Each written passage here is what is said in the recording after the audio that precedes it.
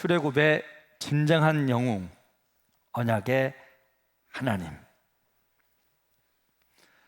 여러분, 오늘 읽은 본문 출애굽기 2장 23절을 보면요, 이렇게 말씀하고 있습니다. 이스라엘 자손은 고된 노동으로 말미암아 탄식하며 부르짖으니. 지금 이스라엘 백성들은요, 고된 노동으로 말미암아 죽을 고생을 하고 있습니다. 그들은 이집트 노예죠. 그래서요, 이집트에 피라미드를 건축합니다. 나일강에 운하공사를 합니다. 이집트에 신전을 건축합니다.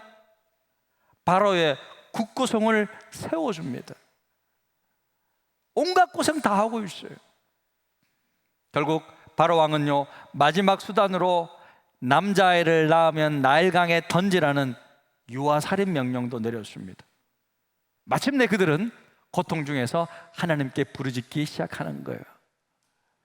이스라엘 백성은요, 기도하고 부르짖으면서 그들의 구원이 어디에서 올 것인지 목말라 하며 지금 절규하고 있는 거예요. 사실 이전까지는요, 힘들었지만 기도한다는 표현이 없어요. 하나님 앞에 부르짖었다는 내용이 없어요. 이집트가 힘들지만 그 나라가 큰 제국이니까 그 안에서 우상 섬기면서 이렇게 사는 게 재밌는 거예요. 세상 살이가 힘들지만 세상에서 즐기면서 사는 게 좋은 것과 마찬가지예요. 하지만 이제 올 것이 온 거예요. 드디어 그들을 못 견디는 거예요.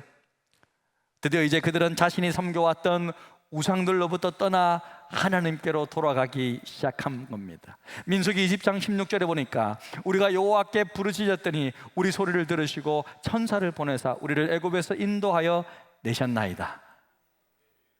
사람은요, 스스로 고통을 감당할 수 없을 그때에 전능하신 하나님을 찾게 되는 거예요. 그래서 우리가 한 가지 알아야 될 것은요, 고난에는 반드시 하나님의 메시지를 가지고 있다는 거예요. 하나님은 고난을 통해 우리가 꼭 만나야 될 사람들을 만나게 해주시고 꼭 깨달아야 될 내용들을 깨닫게 해 주시는 것입니다. 그래서 여러분, 고난 속에서만 주시는 하나님의 메시지가 있어요. 잘 될 때는 잘 모르지만 정말 고통스럽고 힘든 가운데 주시는 하나님의 음성을 들을 수 있어야 합니다. 지금 온 사방이 막혀 있고 하늘만 열려 있는 거예요. 하늘만 바라보고 그들은 부르짖기 시작한 것입니다. 이번에 우리가 일본 단기 선교 갔잖아요. 이 티치우라 그레이스 그리스도 교회가 마치 이런 느낌이었어요. 그 교회만 그냥 와 뚫려 있는 것 같고 온 천지가 우상 천지인 거예요. 사방 천지가. 저거 우리 사역자들은요, 그 우상이 가득한 일본 땅에 온 힘을 다해 부르짖어 기도했어요. 완전히 여러분 깨끗한 도시입니다. 선진국이잖아요. 잘 사는 나라잖아요. 하지만요, 완전히 영적인 세계에서는 완전히 엉망뒤죽박죽이에요. 그들은요, 결혼식은요, 교회 가서 미국 목사님한테 받는 거 좋아한대. 근데 아기가 생기잖아요. 신사에 가서 돈 내고 기도 받아야 돼. 돈 안 주면 기도도 못해. 야, 교회가 좋은 거예요. 교회는 그냥 들어오잖아요. 밥도 그냥 공짜로 먹잖아요. 거기는 돈 안 내면 기도도 못 받아요. 근데 헌금통이 또 십자가가 적혀 있어. 완전히 엉망진창이에요. 죽을 때는요, 또 불교에 가. 와, 제가 이런 나라는 제가 이번에 이제 제대로 알게 된 거예요. 이런 나라는 또 처음 선교사님을 통해서 왜 일본에 예수 믿는 사람이 그렇게 적은지 이제 깨닫게 된 거예요.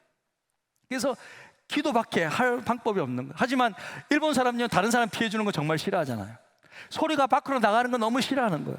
지하철에서 전화도 못 받아요, 일본에서는.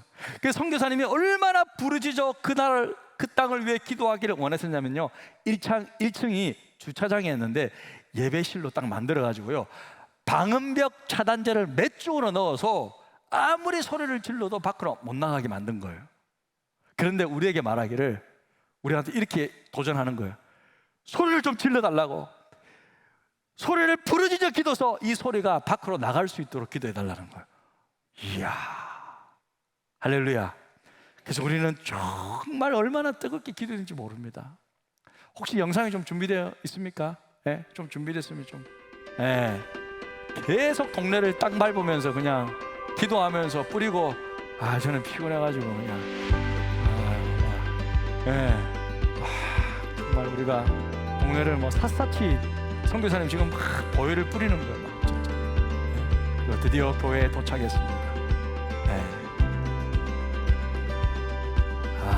참 좋겠네요. 일본 선교. 일본 우리한테 계속 일본 선교, 일본 선교 했습니다. 일본 가스라이팅 시키셨어요. 계속.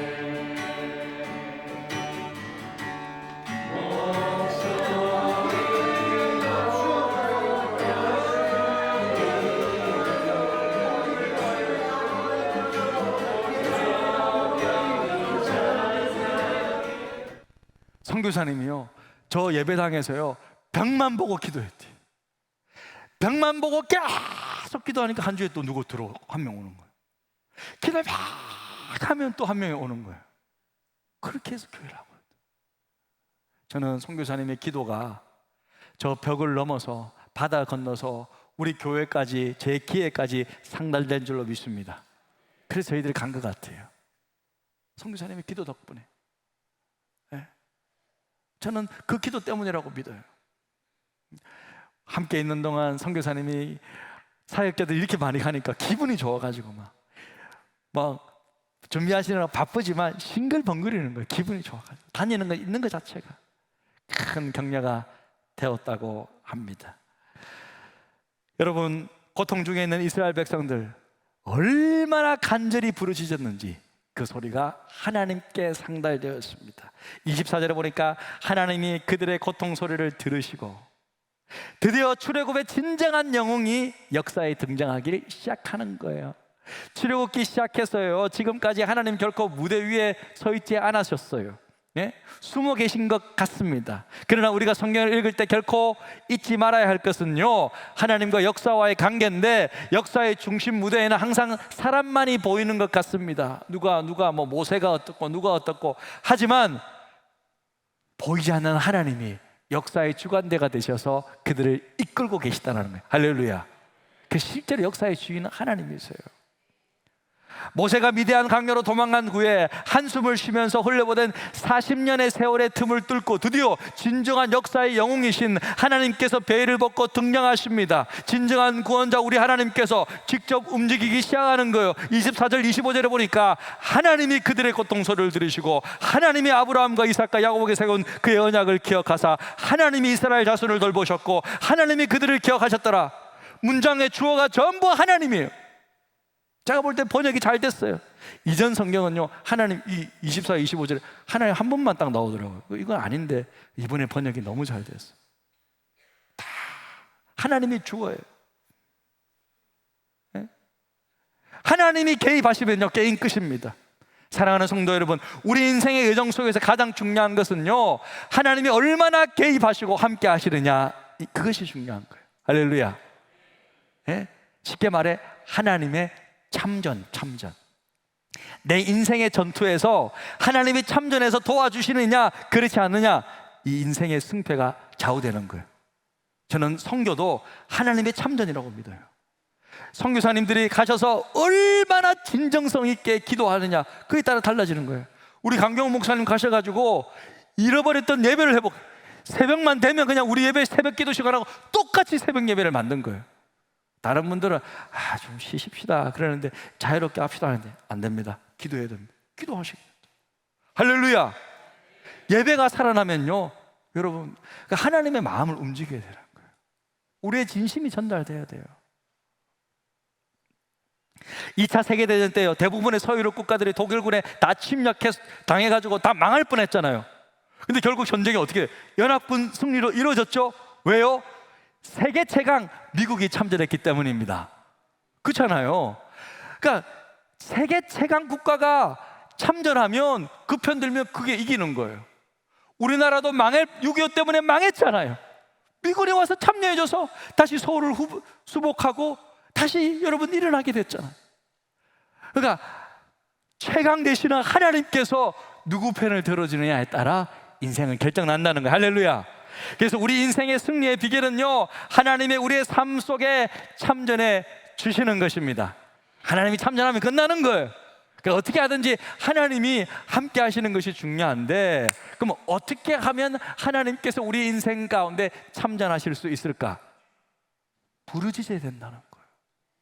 성경은요, 하나님의 참전 비법을 알려주고 있는데, 우리가 잘 아는 예레미야 33장 3절이잖아요. 같이 읽겠습니다. 시작. 너는 내게 부르짖으라. 내가 내게 응답하겠고 네가 알지 못하는 크고 은밀한 일을 네게 보이리라. 할렐루야. 부르짖어야 된다는 거. 부르짖어야 돼. 기도하라 이거예요. 기도하라.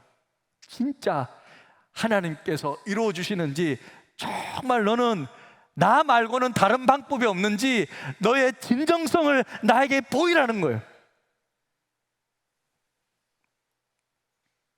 하나님이 참전하시는 가장 확실한 방법, 부르짖는 소리가 하나님께 상달되도록 우리의 진심을 보여주는 거예요. 23절에 보니까 부르짖는 소리가 하나님께 상달되었대요. 그러니까 상달될 때까지 이스라엘 백성들은 부르짖었던 거예요. 여러분, 이번에 여러분 기도 제목 있습니까? 기도 제목 있습니까? 기도 제목 없어요? 그냥 하나님 안 도와줘도 돼요? 그냥 사실 겁니까? 기도 제목 있습니까? 없습니까? 있어요. 그러면 새벽 기도 나오세요. 또 이렇게 말할까봐 여러분 일부러 안 하는 거지. 여러분, 기도 제목 있으시면요, 새벽에 나와서 기도하시기를 바랍니다. 여러분, 여러분의 몸을 잘 몰라서 그러는데요, 새벽에 일어나도 절대 안 죽어요. 여러분, 절대 안 죽을 거예요. 하나님께서 더 놀라운 힘과 은혜를 주실 줄로 믿습니다. 왜냐하면 우리 몸은요, 영과 정신과 육이 연결되어 있어요. 한쪽만 살아나도 살아나요. 영이 살아나면 하나님께서 육도 건강하게 해주시고 우리 정신도 총명하게 해주실 줄로 믿습니다. 그런 믿음이 있어야 된다는 거예요. 내가 일어나면 내가 오늘 하루를 그냥 일도 못하고 망치고 그래서 너무 힘들 것이고, 그럼 차라리 그냥 집에서 기도하다가 쉬는 게 낫지. 그런 믿음이면 그렇게 가시면 돼. 그게 그런 마음이면. 하지만 하나님이 내가 기도하면 응답 주시고 건강도 주시고 내 문제도 해결해 주시고 하나님 도와주실 것이다, 그런 믿음이 있으면 나오시라 이거예요. 할렐루야. 네, 믿음대로 되는 거예요. 그러니까 하나님이 기뻐하시는 5가지 믿음이 있어야 된다.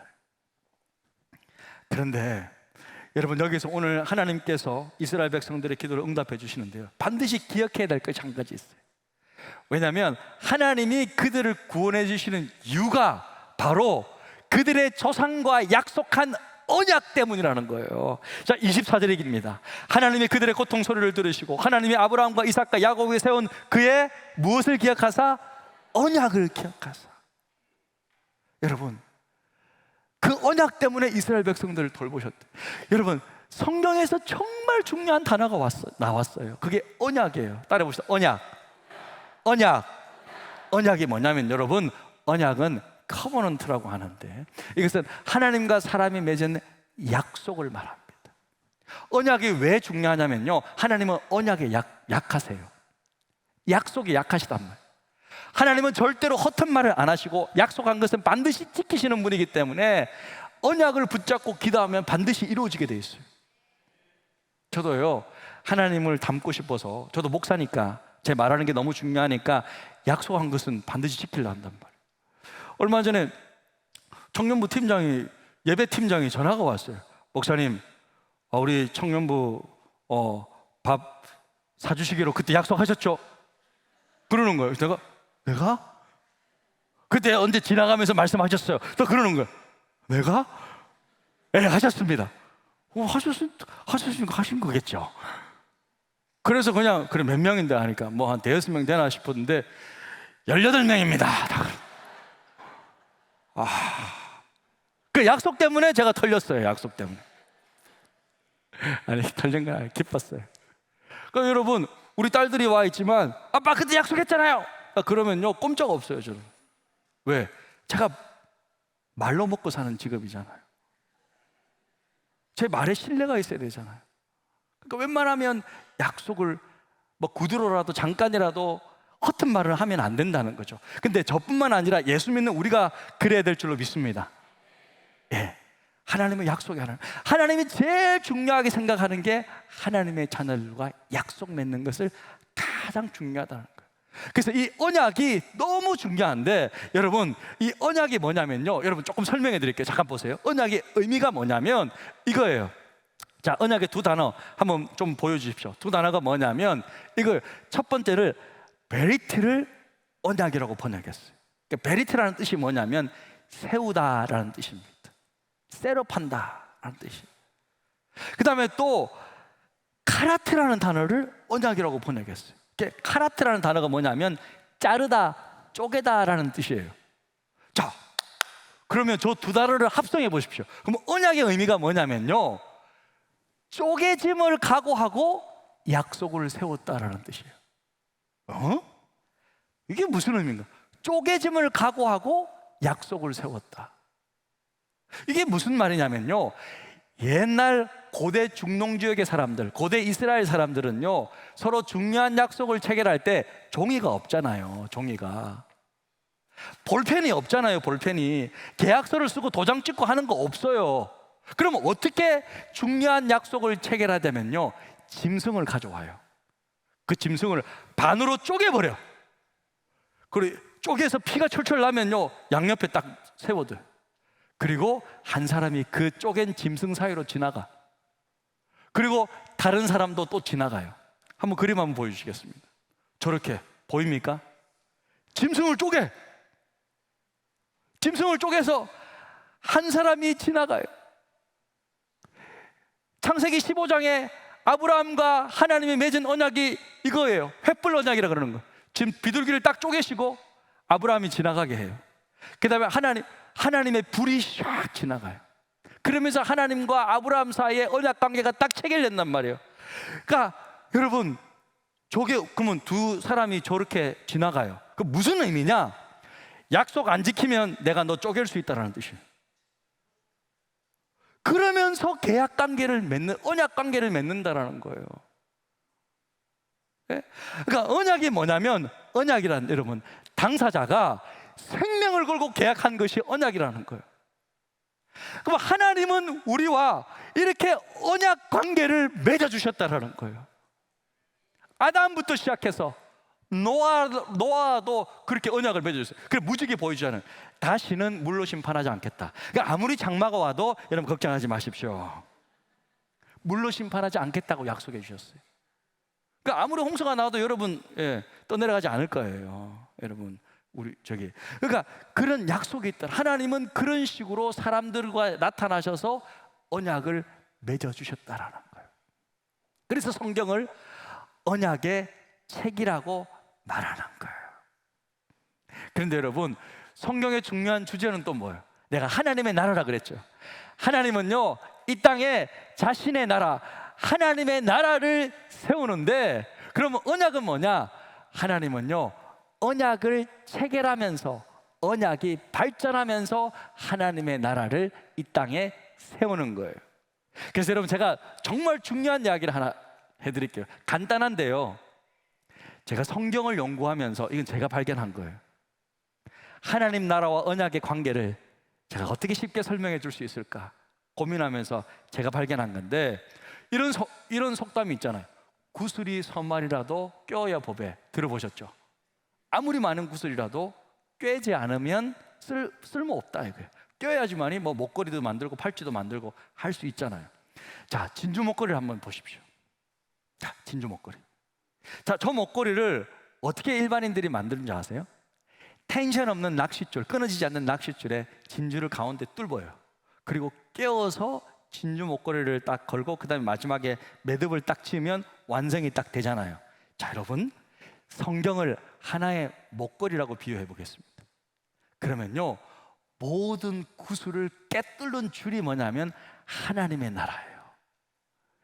하나님은요, 처음부터 이 땅 가운데 하나님의 나라를 세우신 거였어요. 에덴 동산을 만들었다는 것은 하나님의 통치가 있는 나라였어요. 근데 이 나라가 인간의 죄와 사탄의 공격으로 말미암아 무너졌어요. 그런데 이 나라를 아브라함을 통하여서 이 땅에 하나님의 약속을 믿는 하나님의 사람들과 함께 다시 한번 하나님의 나라를 세우기를 원하시는 거예요. 할렐루야. 저는 여러분과 함께 이 봉천동에 우리 교회를 통하여서 하나님의 나라를 세우기를 원하는 거예요. 할렐루야. 하나님이 다스리는 나라, 하나님의 말씀이 통용되는 나라, 그 나라를 지금 저 여러분과 함께 세우고 있는 것입니다. 자, 그것이 바로 줄이 바로 하나님의 나라라면 언약은 뭐냐? 언약은요, 바로 구슬이에요. 진주입니다. 하나님은 역사의 때마다, 시대마다 하나님의 사람들과 크고 작은 언약, 약속을 딱 맺으면서 그 언약이 이루어지고 그 언약이 커지고 그 언약이 구체화되고 새로워지면서 하나님의 나라가 이 땅 가운데 확장되었던 것입니다. 할렐루야. 그럼 언제 이 구슬이, 이 진주 목걸이가 다 완성이 되냐면요, 우리 예수님께서 다시 이 땅에 오실 때, 예수님이 재림하실 때 이 목걸이의 줄을 딱 묶어서 매듭지어 주셔서 멋진 진주 목걸이를 완성시켜 주실 것입니다. 할렐루야. 주님이 다시 재림하실 때 하나님의 나라는 완전히 이루어지는 것입니다. 예수께서 다시 오시면요, 지금까지 주님께 불순종한 모든 사람들은 심판을 받게 될 것이고, 예수를 주로 믿고 하나님 나라 왕국 건설에 이바지한 사람들에게는 생명의 면류관을 안겨주실 것입니다. 사랑하는 성도 여러분, 예수를 주로 믿으십니까? 그렇다면 여러분은요, 영원한 하나님 나라에서 주와 함께 영원토록 살게 될 것입니다. 왜요? 하나님이 그렇게 약속해 주셨기 때문에. 그게 언약이에요. 언약이 얼마나 중요한지 아시겠죠? 24절 마지막으로 읽겠습니다. 하나님이 그들의 고통 소리를 들으시고, 하나님이 아브라함과 이삭과 야곱에게 세운 그의 언약을 기억하사 하나님이 이스라엘 자손을 돌보셨고 하나님이 그들을 기억하셨더라. 하나님이 왜 그들을 돌보셨고 구원해 주셨고 살려 주셨습니까? 언약 때문에, 약속 때문에. 약속해 주셨기 때문에 그들은 살아났고 구원받았고 다시 하나님의 사람으로 쓰임받을 수 있었다라는 거예요. 사랑하는 성도 여러분, 하나님은요, 이제 저와 여러분을 예수의 피로 구원해 주시겠다고 약속해 주셨어요. 하나님은요, 예수 믿으면 우리의 모든 죄를 용서해 주시고 하나님의 자녀가 되게 해 주시겠다고 약속해 주셨습니다. 여러분, 예수 믿고 구원 받으세요. 여러분, 예수 믿고 새롭게 사십시오. 예수 잘 믿고 행복한 인생을 사십시오. 우리 하나님이요, 자기 아들 우리 주 예수를 믿으면요, 정말 행복한 삶을 살 수 있다고 약속해 주셨습니다. 예수님 잘 믿었는데 나는 행복하지 않다, 하나님께 따지십시오. 나한테 행복한 삶을 약속해 주셨는데 나는 왜 행복하지 않아? 따지시면 됩니다. 근데 예수를 잘 믿어보세요. 먼저 잘 믿어보라니까요. 잘 믿었고 하나님 나로 다 했는데도 내가 기쁘지 않고 행복이 없으면 하나님께 가서 따지면 되잖아요. 하나님 거짓말장이 되는 거잖아요. 그런데 먼저 한번 잘 믿어보십시오. 그러면요, 행복해질 겁니다. 오늘 어떤 고통과 어떤 아픔과 어떤 두려움이 있다 하더라도 하나님께 부르짖으며 응답받는 여러분들 다 되시기를 주님의 이름으로 축복합니다. 아멘. 이 시간 주님 보좌 앞에 나아가 찬양할 때 우리 성찬식 하도록 하겠습니다. 우리 찬양 부를 때 성찬위원들을 앞으로 다 나와 주시기를 바랍니다.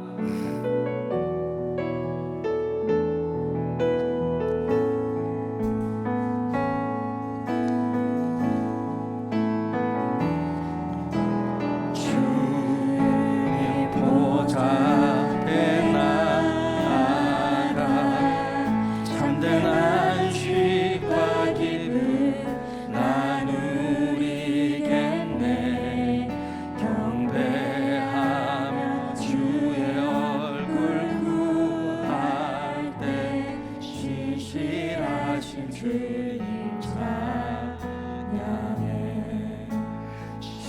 신실하신 하나님,